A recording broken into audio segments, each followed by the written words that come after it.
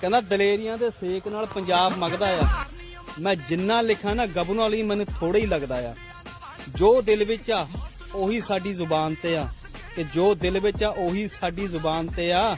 ਸਾਨੂੰ ਗੱਲਾਂ ਦੇ ਨਾਲ ਕਿਸੇ ਨੂੰ ਚਾਰਨਾ ਨਹੀਂ ਆਉਂਦਾ। ਕਹਿੰਦਾ ਸੇਵਾ ਦਾਨ ਪਿਆਰ ਮੁਹੱਬਤ ਬੜਾ ਕੁਝ ਸਿੱਖਿਆ ਸੀ ਮਿੱਟੀ ਚੋਂ, ਬਸ ਇੱਕੋ ਚੀਜ਼ ਨਹੀਂ ਸਿੱਖੀ ਕਿ ਸਾਨੂੰ ਹਾਰਨਾ ਨਹੀਂ ਆਉਂਦਾ। ਕਦੇ ਹਾਰ ਨਹੀਂ ਮੰਨਦੇ ਗੁਰੂ ਦੇ ਸਿੰਘ ਜੀ, ਅਕਾਲ ਨਾਲ ਸਿੱਧਿਆਂ ਨਾਲ ਵਾਲੇ ਸਿੰਘ ਜੀ, ਮੌਤ ਨੂੰ ਮਖੌਲਾ